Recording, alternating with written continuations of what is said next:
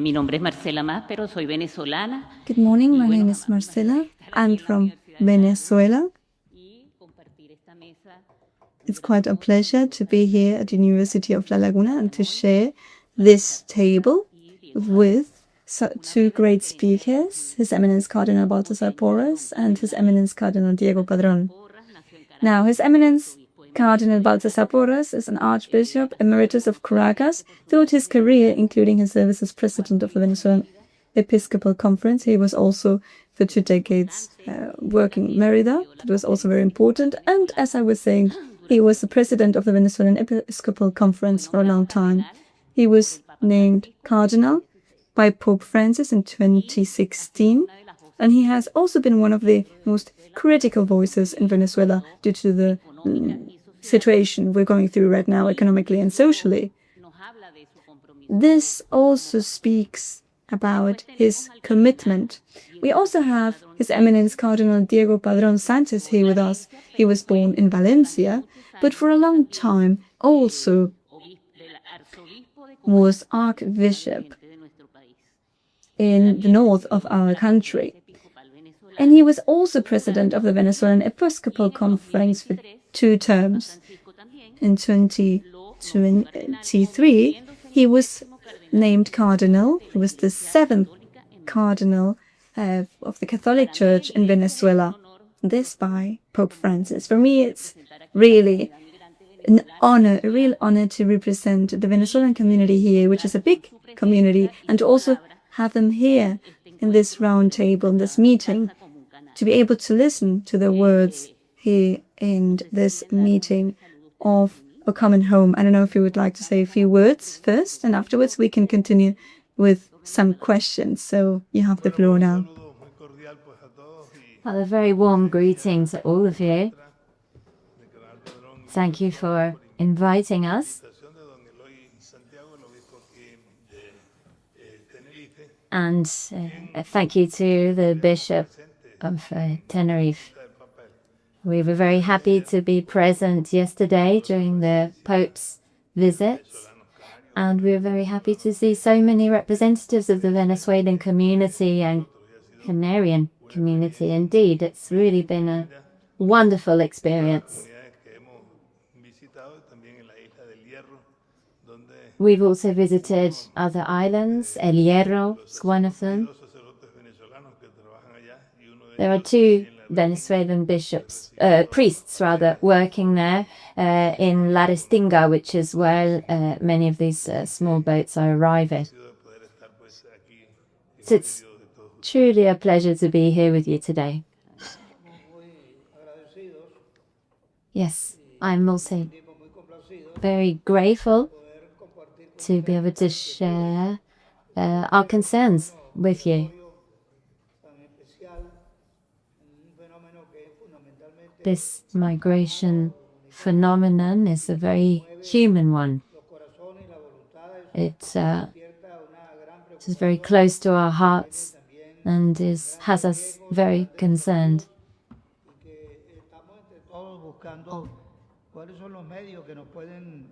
Together, we are, of course, trying to find a way to improve the lives of these migrants and understand the causes and consequences of their experience, the suffering, poverty, etc., that they endure.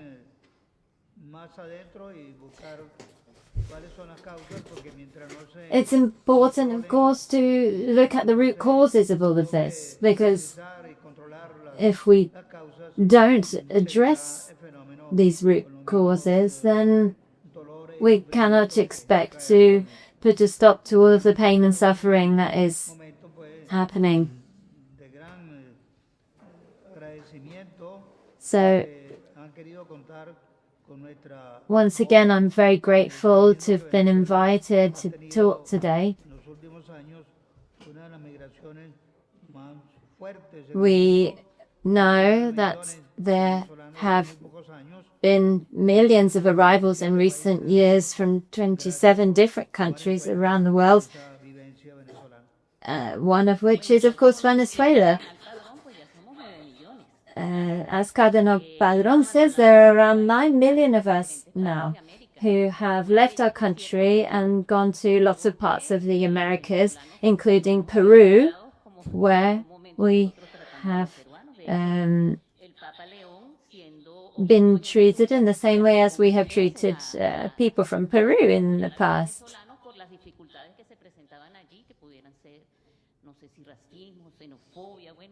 There is, of course, always racism, xenophobia suffered by Venezuelan people. They are often blamed for problems in that country that have nothing to do with us. So, talking about dignity, what's your experience about how the Church has helped to support these Venezuelan migrants?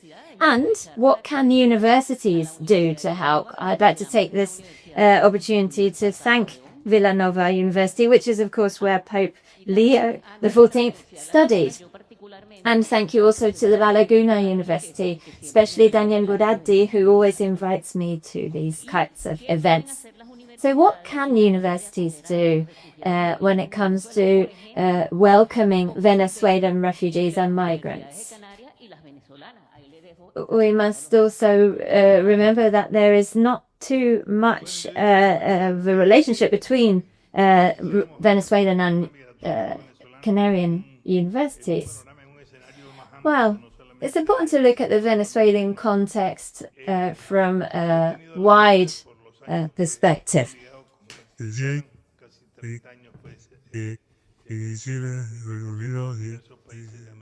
I spent around 30 years traveling around Latin American countries with my work with cardinals, Portugal, Italy, Spain, and Germany. I've worked very closely with the Latin American and Caribbean Episcopal Council.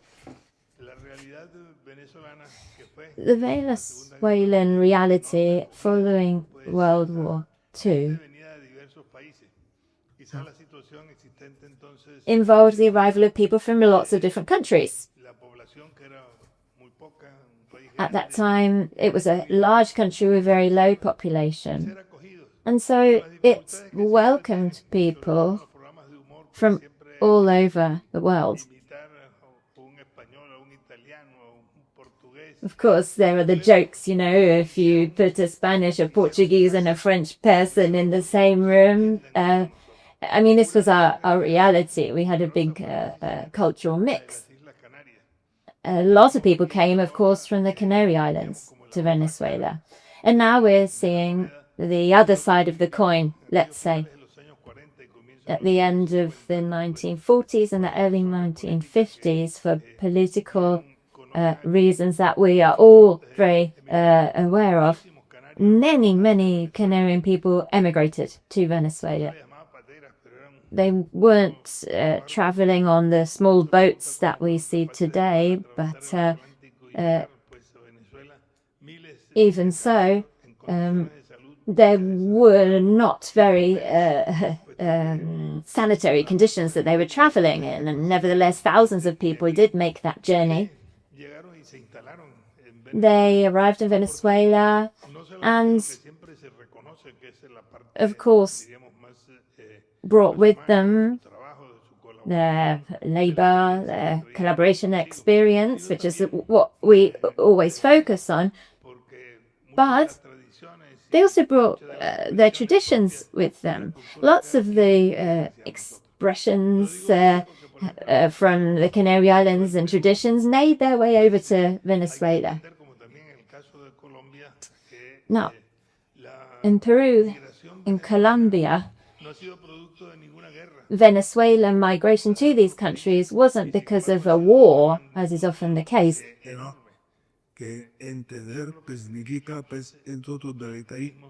It was for political reasons, ideological reasons, this totalitarian state in Venezuela that led to hugely difficult decisions.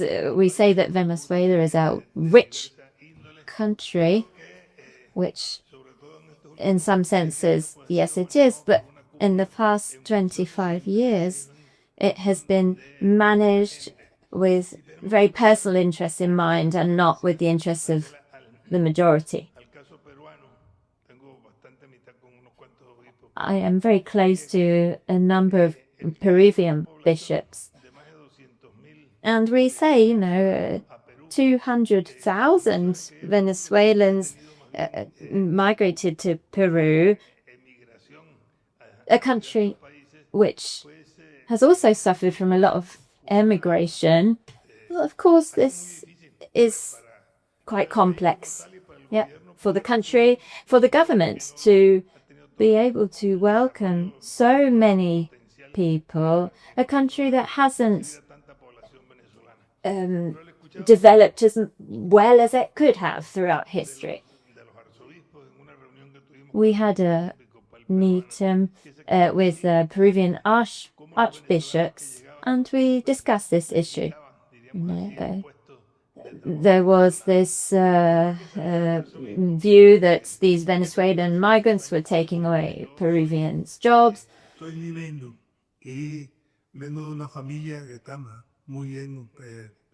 Personally, I was lucky to come from quite a wealthy family. We own a number of businesses.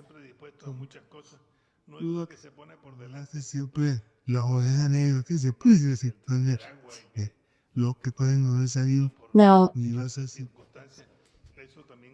of course, every story is more complex than it appears, but we were welcomed. We did find work, oftentimes very humble work opportunities.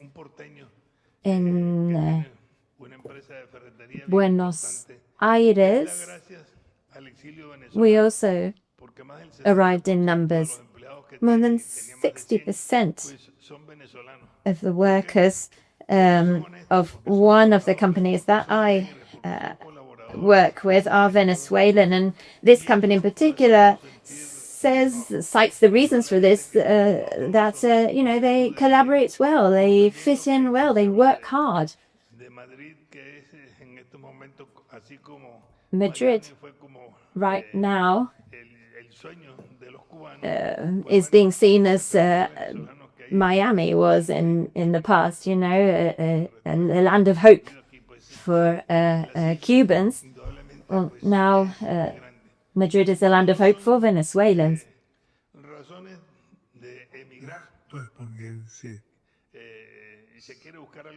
Of course, people migrate because they look for better opportunities, but Pope Francis always said, it's a right to remain in a country,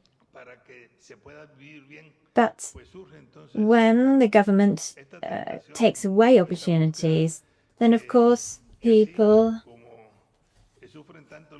naturally want to look for something better. People that are making their way across the Mediterranean and the Atlantic, before this they have had to make their way across numerous borders. We heard a story of 4,000 kilometers journey this morning. Very inhospitable conditions, very dangerous countries being passed through. And this is proof of, the severity of their, situation in their hometown, that they're willing to undertake these risks. What we need to do is to address the root causes, ensure that this desperation never arises.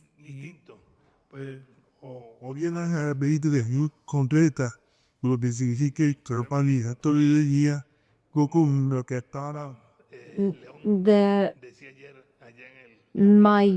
migratory issue was described yesterday by the Pope. He said,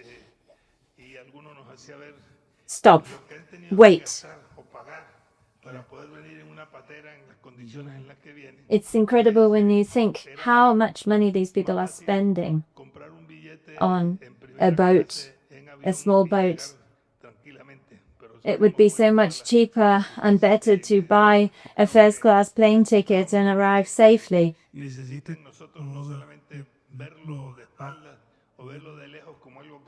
It's important to look at things closely, not from a distance. We need to ensure there is justice, there is peace.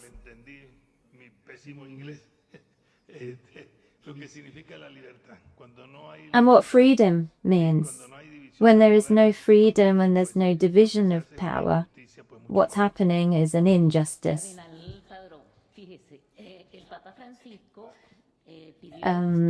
Cardinal Padrón. We heard about research being done by universities here in La Laguna. Lots of documents are published about Venezuelan migration, focusing mostly on rights, how they arrived here in waves, okay? First of all, they came to invest, and then workers came, and now everybody is coming, poor, rich. We want to thank Father John for being here with us today. And I would like to ask what the main role of universities is to research the problem and offer solutions. We've been talking about rights and how to make it possible, what the Pope suggested yesterday with his activity with the migrants to ensure inclusion of these migrants with all of their rights. Do you have anything to comment? Well, of course, first and foremost, universities, one of the main foundational activities is research, okay, and knowledge creation.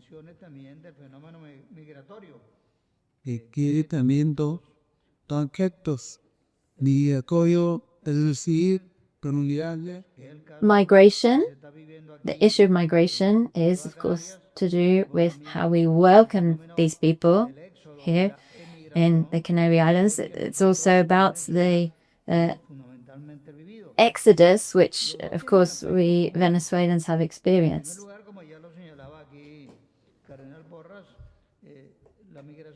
Now, as Cardinal Porras already mentioned, it's something human. Migration means humanity because it has to do with all of our conditions as people. This implies that we need to be open in a sympathetic sense, and we need to feel involved in this phenomenon. It's a moment where human beings are actually risking their dignity, their present, their future, their well-being, their happiness. It's really about the human as a whole, even at a religious and spiritual level. It has also another dimension, which is the magnitude. Here in Tenerife, in 1 year, in El Hierro, in other places, they've received up to 25,000 people. This is a human phenomenon rather than a social or a political or a geopolitical one. Now, humanity and how to welcome, how to understand and promote these people so that they're able to become a part of the community with integration, to adapt to the conditions of the welcoming country, to the language, to the traditions and their production.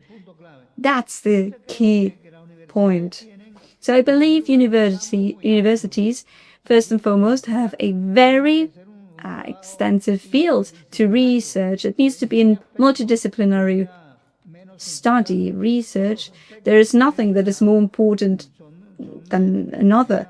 Everything I've mentioned are, of course, a priority. In second place, universities research on many different topics, and that's something that other entities or actions aren't able to do because they don't know how to do it, or they don't have the necessary resources in order to carry it out. So what I suggest is that universities start creating what we nowadays call observatories. It can lead to a progressive and almost daily study of the situation. It keeps changing. Every day there are some small changes happening. So we need to keep an open eye every day on what is happening, how it mutates, how its behavior, its learning changes, how migrants are also developing their language skills, or in the case of Venezuelan community, how they're being welcomed in other countries, and what they are able to give back to the local communities. So in this case, observation and monitoring is crucial. On another hand, I mentioned magnitude. What do I mean by that? Well, this is quite a serious problem for a region, for a country, for a city. More so if it's a small community, to try and meet the needs of thousands of people with different languages, different issues, different demands. How to possibly help them adapt to the environment they have arrived at. They need some sort of an introduction to the cultural, social, human, religious life of the local community where they find themselves. So that's what I mean when speaking about magnitude. Now, this is quite a dramatic situation, and that demands of us to think, to reflect on what reasons, what motivations have led these people to leave their homes, their lands, their families and languages and cultures behind, and to choose, because there's always a personal decision here, that has led them to choose to risk their lives, leaving what they had behind, to jump into the sea or to the Darien Gap, to go through very dangerous situations. Now that choice implies that there have been quite serious reasons, deep reasons, that have led them, millions and millions of people, in our case in Venezuela, to leave what they already knew, what they already had, what they already, lived and celebrated, to leave all of that behind and explore something completely new and dangerous. Now, this requires a constant multidisciplinary research to understand the causes that lay behind. Now, I said this already in the past, but unless we understand and control the causes, the repercussions are still going to be the same. Every day a new person arrives, and we aren't always able to respond to their needs because resources are limited, because goodwill seems to always to also be limited. People get tired, and it's quite frustrating to see that there's no solution, not only for migrants but also for the people who are responsible of welcoming them and help them be a part of the community. I believe that the university and its call is really an answer of the mission of this university, which is universality, research, and offering specific responses and solutions based, science-based, knowledge-based, technology-based too. That technology that we have nowadays, that can help us a lot in all of this. So I believe that universities are there to respond, to offer us answers, but also to create specific measures And I will now circle back to what I said in, for example, an observation institute. Thank you. And His Excellency Padrón also mentioned El Hierro, and I would like to highlight their role. Now, I was feeling a bit, anxious when I had to prepare this, and I talked to Father Darwin. He's a Venezuelan father that receives migrants in La Restinga and at the port in El Hierro. Now, that's another support from Venezuelan people that are also looking up in order to help migrants. Now, Mr. Porras already mentioned that there are many different politicians, social media that talks badly about Venezuelan people. We see that in Ecuador and Chile. They try to create this fake narrative about us being evil. Now, how can we address that and also add something about the role of universities? Yes, I believe universities have a key role here. In Venezuela, for example, in recent years, we have seen how universities haven't been able to speak out publicly, because when they talk about migration, governments frown upon that topic. It's something that is illegal, that can take them to prison, to lose their jobs, or even to go through torture. Now, some of the things they have been able to do in the University of Los Andes and the Central University of Venezuela in Caracas, what we've done, and I've had the opportunity to participate in these projects, is to do something, but a bit in a hidden fashion.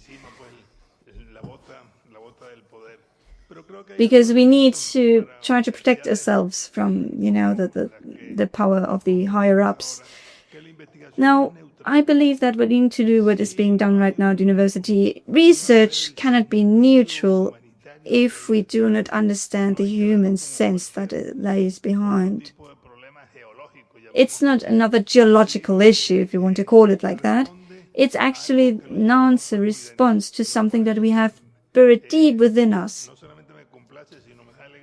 I'm quite, happy that Villanova University, as well as the University of La Laguna and many other universities, are carrying out, together with the University of Salamanca. I've also worked with them, as well as the higher studies in religious studies in Madrid. There are other groups like Caritas Spain, amongst others, that have been able to do their bit to understand that this problem is our problem, of each of us.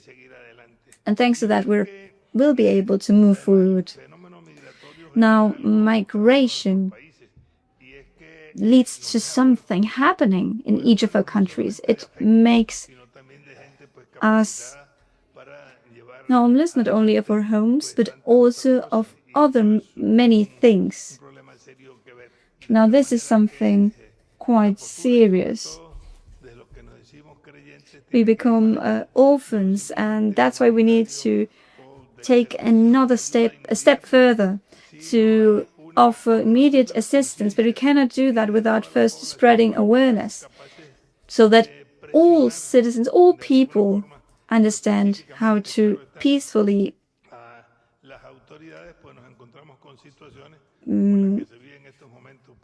put some pressure on decision makers. And we can see the situation in Spain as well as in other countries. So it seems we're already running out of time. The organizers have already let me know in multiple fashions that we're running out of time. So I still would like to close up with two final messages before we finish our session. Mr. Porras, thank you, especially for speaking in such a humble fashion about the situation of the Venezuelan community, which many of us identify with.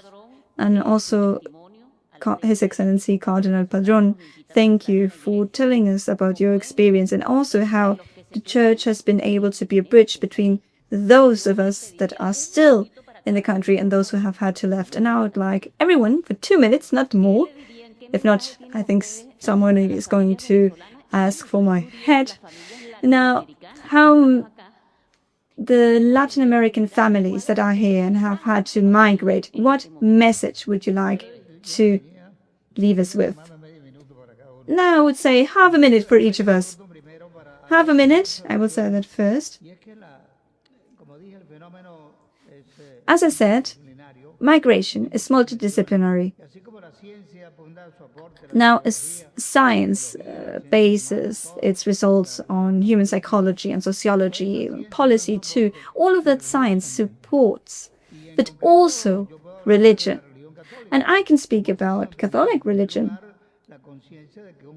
the awareness of a human phenomenon, the human duties as well as rights, and how religions have a key role in making that claim, to call out, not as politicians, but as a prophetic call out, which means that God is the first one to call out against injustice and against these situations that people are going through, against this wrong treatment of people. God wants all women and all men to call out against evil, for truth, for dignity and justice to flourish. And God also asks prophets, women and men, to call out against bad and evil and to provide justice. And that's what the church is doing. That's why it's called a prophetic and not a politic call out, to end injustice, to not tolerate it, and to defend on the first line people, humans, and of course, as I said, justice. That's the first thing I would like to highlight. On the other hand, I would like to also invite all believers, whatever they believe in or what values they hold, to understand this human phenomenon that involves us all, as I said. Everything that is human relates directly to us. We cannot take a step back and distance ourselves from being humans. We are people. And if I see someone suffering, I'm suffering too.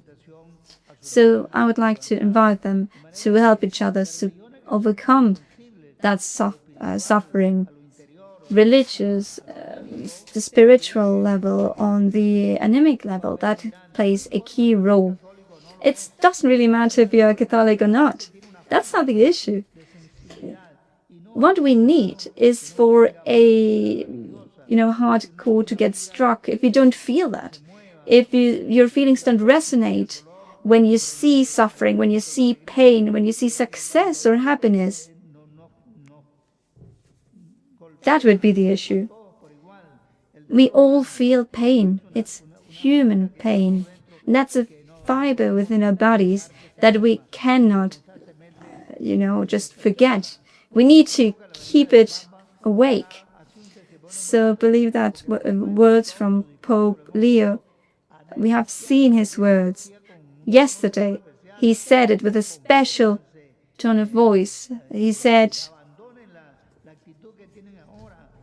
change the way you're acting. Be converted. Stop groups that treat these migrants badly. It was a call to all governments to act and all people to act. I believe we all have that inner fiber that lets us sympathize with other people and their suffering. We need to stay connected with that feeling. It's not a question of what can I do. It's rather what possibilities are there for me to help the situation to change. Well, I think his half a minute is a bit of, in geological terms, it wasn't half a minute in our time, but in his it was. Now, hope is not found, it's built. And what we need to do is to try to overcome this constant challenge, this constant task. If you're hopeless, well, you're already facing the cemetery. We need to build hope.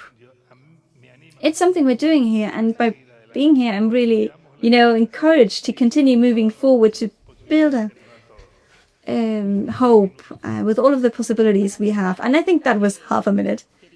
Now to wrap up, esteemed cardinals, we hope that this conversation we've led today, thanks to University of Villanova to go, move forward from research also, and as Pope Leo says, to build bridges between memories and what you said, hope for all Venezuelans and Latin Americans to be where we are. This was very enriching conversation. We really thank you and wish you a good day to all. Thank you.